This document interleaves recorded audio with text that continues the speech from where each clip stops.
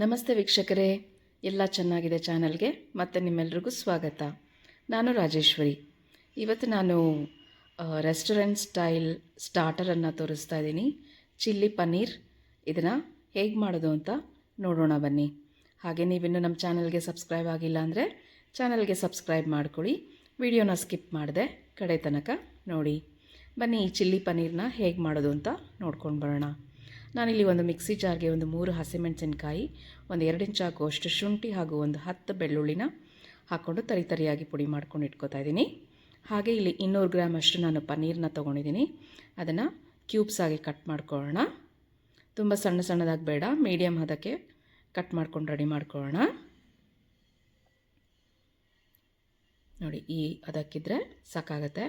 ಈಗ ಕಟ್ ಮಾಡಿರೋ ಪನ್ನೀರ್ ಅಷ್ಟನ್ನು ಒಂದು ಬೌಲ್ಗೆ ಸಪ್ರೇಟಾಗೆ ತೆಕ್ಕೊಂಡು ಬಿಡೋಣ.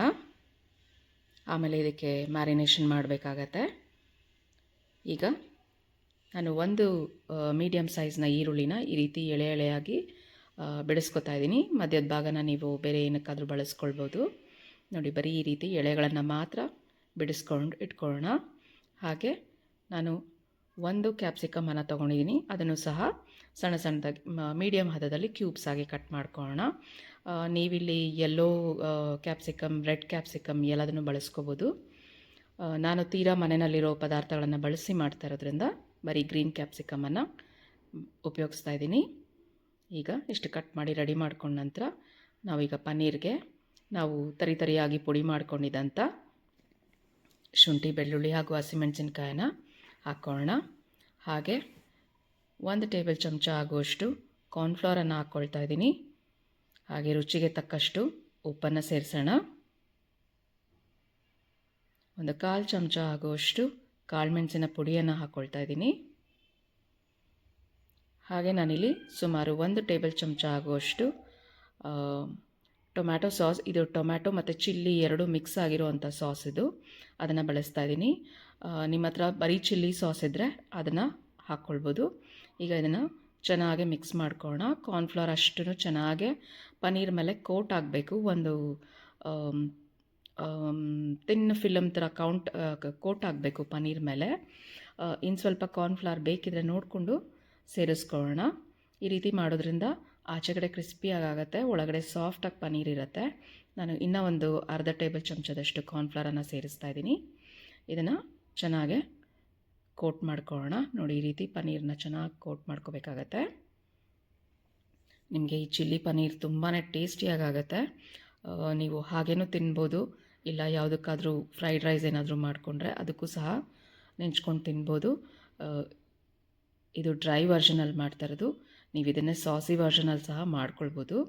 ನಾನೀಗ ಒಂದು ಪ್ಯಾನ್ಗೆ ಸುಮಾರು ಒಂದು 2 ಟೇಬಲ್ ಚಮಚ ಆಗುವಷ್ಟು ಎಣ್ಣೆನ ಹಾಕ್ಕೊಳ್ತಾ ಇದ್ದೀನಿ. ಹಾಗೆ ಈಗ ನಾವು ಕಾರ್ನ್ಫ್ಲವರಲ್ಲಿ ಡಿಪ್ ಮಾಡಿದಂಥ ಪನ್ನೀರ್ ಅಷ್ಟನ್ನು ಇದರಲ್ಲಿ ಜೋಡಿಸ್ಕೊಂಡು ಬಿಡೋಣ. ಒಂದಕ್ಕೊಂದು ಅಂಟ್ಕೊಳ್ದೇ ಇರೋ ರೀತಿಯಲ್ಲಿ ಸೆಪ್ರೇಟಾಗಿ ಜೋಡಿಸ್ಕೊಂಡ್ರೆ ಅಂಟದಿರೆ ಚೆನ್ನಾಗಿ ಕ್ರಿಸ್ಪಿಯಾಗಿ ರೆಡಿ ಆಗುತ್ತೆ. ಈಗ ಇದನ್ನು ಎರಡು ಬದಿ ಗೋಲ್ಡನ್ ಬ್ರೌನ್ ಆಗುವಷ್ಟು ಮೀಡಿಯಮ್ ಟು ಲೋ ಫ್ಲೇಮ್ನಲ್ಲೇ ಇಟ್ಕೊಂಡು ಪನ್ನೀರನ್ನ ರೋಸ್ಟ್ ಮಾಡ್ಕೊಳ್ಳೋಣ. ನಿಮಗೆ ಸುಮಾರು 1 ರಿಂದ 2 ನಿಮಿಷಗಳ ಕಾಲ ಹಿಡಿಯುತ್ತೆ ಈ ಪನ್ನೀರಷ್ಟು ಎರಡು ಬದಿನಲ್ಲೂ. ನೋಡಿ, ಈ ರೀತಿ ಚೆನ್ನಾಗಿ ಗೋಲ್ಡನ್ ಬ್ರೌನ್ ಆಗುವಷ್ಟು ರೋಸ್ಟ್ ಆಗಲಿ. ನಿಮಗೆ ಆಚೆಗಡೆ ಕ್ರಿಸ್ಪಿಯಾಗಿರುತ್ತೆ, ಆದರೆ ಮುಟ್ಟಿದ್ರೆ ಒಳಗಡೆ ಸಾಫ್ಟಾಗಿರುತ್ತೆ. ಈ ರೀತಿಯಾಗಿ ರೆಡಿ ಮಾಡಿಕೊಂಡು ಇಟ್ಕೊಳ್ಳೋಣ. ಅದೇ ಪ್ಯಾನ್ನಲ್ಲೇ ಇರಲಿ, ಅದು ಗರಿ ಆಗುತ್ತೆ. ಹಾಗೆ ನಾನು ಈ ಕಡೆ ಒಂದು ದೊಡ್ಡ ಬಾಣಲಿನಲ್ಲಿ 1 ಟೇಬಲ್ ಚಮಚ ಆಗುವಷ್ಟು ಎಣ್ಣೆನ ಹಾಕ್ಕೊಳ್ತಾ ಇದ್ದೀನಿ. ಎಣ್ಣೆ ಬಿಸಿಯಾದ ನಂತರ ಇದಕ್ಕೆ ನಾವು ಕಟ್ ಮಾಡಿ ಇಟ್ಕೊಂಡಿದ್ದಂಥ ಈರುಳ್ಳಿ ಮತ್ತು ಕ್ಯಾಪ್ಸಿಕಮ್ ಕ್ಯೂಬ್ಸನ್ನು ಹಾಕ್ಕೊಳ್ಳೋಣ. ಹೈ ಫ್ಲೇಮ್ನಲ್ಲೇ ಇಟ್ಕೊಂಡು ಇದನ್ನು ಸ್ವಲ್ಪ ಹುರ್ಕೊಳ್ಳೋಣ. ಇದೇನು ಬೆಂದು ರೆಡಿ ಆಗೋಷ್ಟು ಅವಶ್ಯಕತೆ ಇಲ್ಲ, ಕ್ರಂಚಿ ಆಗಿದ್ರೇ ಚೆನ್ನಾಗಿರುತ್ತೆ. ಸುಮಾರು 1 ನಿಮಿಷದಷ್ಟು ಫ್ರೈ ಮಾಡಿಕೊಂಡ್ರೆ ಸಾಕಾಗುತ್ತೆ. ಇದು 1 ನಿಮಿಷ ಫ್ರೈ ಮಾಡಿದ ನಂತರ ಇದಕ್ಕೆ ನಾವು ಸಾಸಸನ್ನು ಆ್ಯಡ್ ಮಾಡ್ತಾ ಬರೋಣ.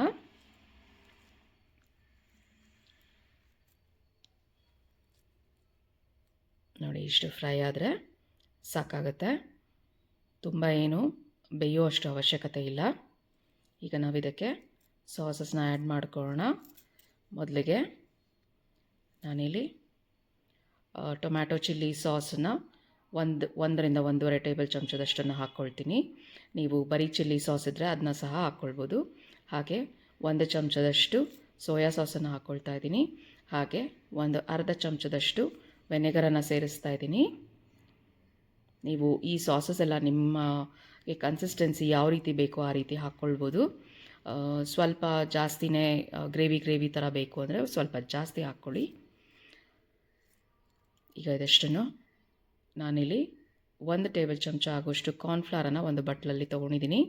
ಅದಕ್ಕೆ ಸುಮಾರು 2 ಟೇಬಲ್ ಚಮಚ ಆಗುವಷ್ಟು ನೀರನ್ನು ಸೇರಿಸ್ಕೊಂಡು ಅದನ್ನು ಸಹ ಇದಕ್ಕೆ ಆ್ಯಡ್ ಮಾಡ್ಕೊಳ್ಳೋಣ. ಇದರಿಂದ ಒಳ್ಳೆ ಬೈಂಡಿಂಗ್ ಆಗುತ್ತೆ ಪನ್ನೀರ್ ಮೇಲೆ. ಹಾಗೆ ಸಾಸಸ್ ಎಲ್ಲನೂ ಸಹ ಚೆನ್ನಾಗೆ ಹೊಂದ್ಕೊಳ್ಳುತ್ತೆ. ನೀವು ಈ ಹಂತದಲ್ಲಿ ಚೆಕ್ ಮಾಡಿಕೊಂಡು ಸ್ವಲ್ಪ ಸಾಲ್ಟನ್ನು ಬೇಕಿದ್ದರೆ ಹಾಕ್ಕೊಳ್ಬೋದು. ಎಲ್ಲ ಸಾಸಸಲ್ಲೂ ಸಾಲ್ಟ್ ಇರೋದ್ರಿಂದ ನೋಡಿಕೊಂಡು ಸಾಲ್ಟನ್ನು ಆ್ಯಡ್ ಮಾಡ್ಕೊಳ್ಳಿ. ಈಗ ನಾವು ಇದಕ್ಕೆ ನೋಡಿ ಇಷ್ಟ ಆದರೆ ಸಾಕಾಗುತ್ತೆ. ಈಗ ನಾವು ಇದಕ್ಕೆ ರೆಡಿ ಮಾಡ್ಕೊಂಡಿದ್ದಂಥ ಪನ್ನೀರನ್ನು ಸೇರಿಸ್ಕೊಳ್ಳೋಣ. ಹೈ ಫ್ಲೇಮ್ನಲ್ಲೇ ಇಟ್ಕೊಂಡು 1ರಿಂದ 1.5 ನಿಮಿಷದಷ್ಟು ಇದನ್ನು ಚೆನ್ನಾಗಿ ಟಾಸ್ ಮಾಡ್ಕೊಂಡ್ಬಿಡೋಣ. ನಿಮಗೆ ಆದಷ್ಟು ಹೆವಿ ಬಾಟಮ್ ಪ್ಯಾನ್ ಇದ್ದರೆ ಇಟ್ಕೊಳ್ಳಿ, ಆವಾಗ ಚೆನ್ನಾಗಿ ಬರುತ್ತೆ.